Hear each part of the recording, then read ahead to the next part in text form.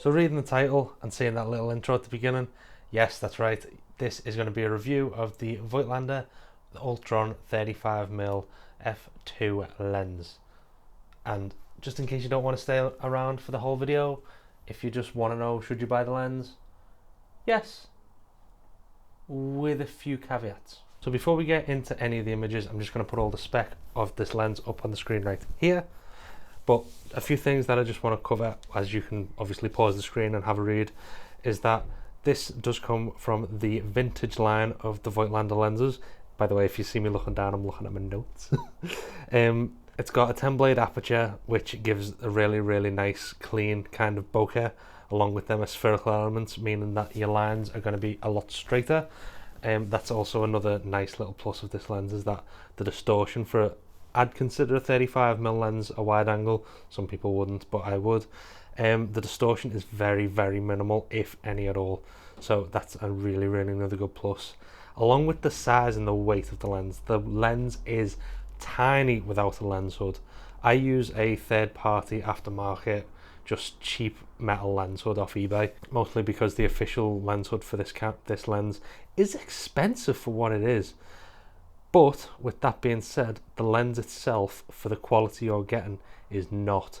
For £630 brand new, that is a steal of a lens when you're looking at double that money and some for a 35mm Summicron. So another thing I actually do like about this lens is the fact that it's got this little focusing tab. I'll put it up on screen in a minute. Yeah, it's got this little metal, it's like a little metal stick, I don't know how else to describe it, that sticks out of the bottom of the lens, but it is removable. And personally, I'm glad that they made this removable, although you've got the chance of losing it, etc, etc.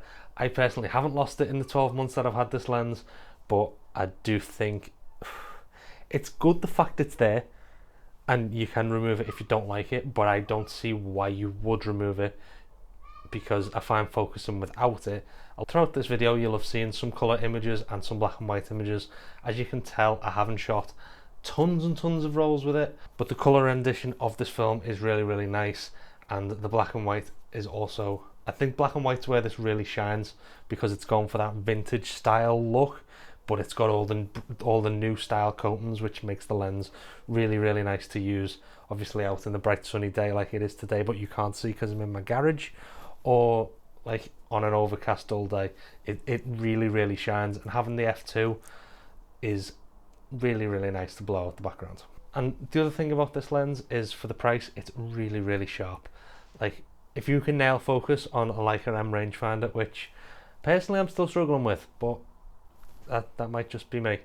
If you can nail focus, it is absolutely pin sharp, and it's got that classic character of older more vintage lenses, but it just looks great. I'm really happy with the purchase that I made for this lens. But you get all these good bits, you know there's going to be some down bits. So this next point about this lens is a little bit controversial. Some people think that it's amazing if you're adapting this lens onto digital, onto a mirrorless, or using it on a Leica M digital. It's absolutely fine. But if you're shooting like me, or like most of my audience, on a film camera, that can be a bit of a downside, and that is the minimum focus distance. So the minimum focus distance of this lens is 0.58 of a meter. And if you understand rangefinder cameras or the Leica M system, which this lens is for, if I haven't mentioned that, which I probably have, the rangefinder patch in the actual middle of your, when you're focusing, stops at 0.7, because that's where the mechanical coupling stops. So it can be quite difficult to know whether you're actually at 0.7 completely focused, or if you've just skimmed past. I know Matt Day, I'll put the link up there to his video somewhere. I know in his video he said he likes to rack focus and just step in, and then once his patch is lined up, that's how he likes to shoot his rangefinder. And I'm the same. I like to just pull to close focus, get up close, and then take the shot, and if I need to, then step back and refocus. So with this being at 0.58, that then gives the little bit of, am I in focus, aren't I in focus, quick let me check my lens, I've missed the moment. So it's just something to keep in mind. As I say, if you're adapting this, or you're shooting in live view or something like that, it's a no problem. But if you're shooting on film, or yeah, if you're just shooting on film or an older body, it can be a bit of an issue, and it's one of the things I don't like about this lens. But I know some people out there on the internet, especially Steve Huff from stevehufpphoto.com, loves it. And another negative for me, but once again, this could be a completely non-issue for some people out there, but one of the downsides for me is the fact this lens measures its distance scale in meters. So I am a simple English, British, whatever you want to call it, iron brew drinking from Liverpool British man. And that means I work in imperial or metric. I don't know which one it is, but I measure my distance scale in feet. The way I learned to basically scale focus, or scale focus, hyperfocal distance, whatever you want to call it. The way I learned is basically I am about 5'8", and if I lie directly down in front of me on the floor, that distance that I would be lying down is roughly 5'8". So if I see someone and they're about, basically when I'm out on the street, or I've got someone I want to take a picture of, whether it be family or friends or someone on the street, I would imagine myself lie down in front of myself and think, how far away is that? I know the distance from me stood here, and if I was to lie down flat, that would be roughly 5'8". So I would rack my lens to 5'8", and then once they walk into what I think is that distance away from me, I take the shot. Because I do that and I work in feet, I don't have a clue what I'm doing in meters, which is why I dislike this lens. Sorry for the ramble.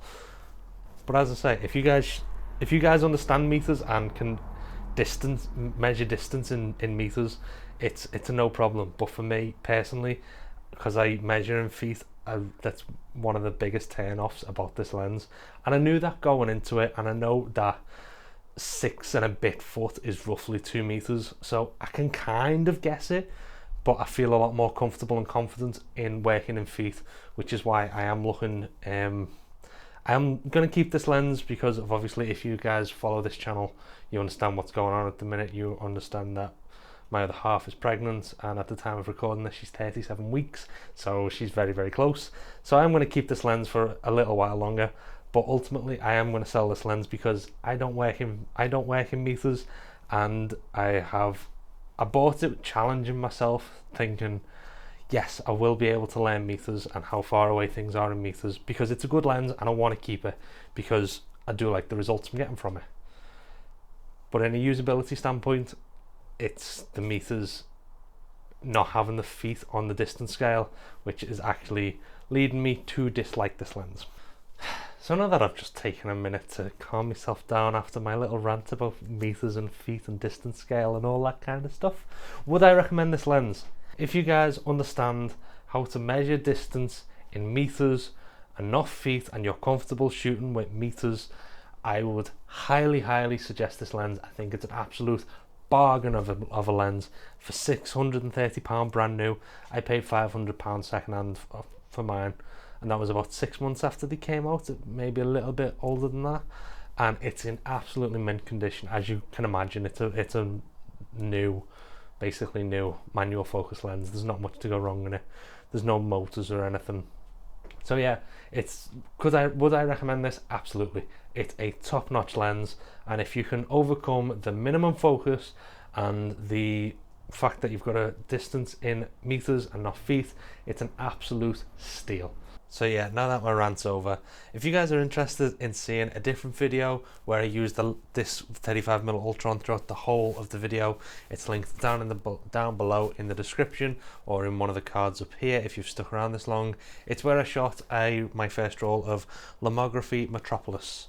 And some of the images that you've seen have been from a different video, so you might have already seen them, which was what I've been shooting in lockdown video. But anyway guys, I hope you enjoyed this review. I'm obviously not the most technical kind of reviewer or anything like that, to be honest with you. I'm not really a reviewer, but I just thought I'd give my thoughts and opinions on this lens that, as I say, I've owned for the past 12 months. If you guys have stuck around this long, thank you, and don't forget to hit that like and the subscribe button down below. It's been Garth here from Murphy's Film, and hopefully I will see you guys soon. Peace out.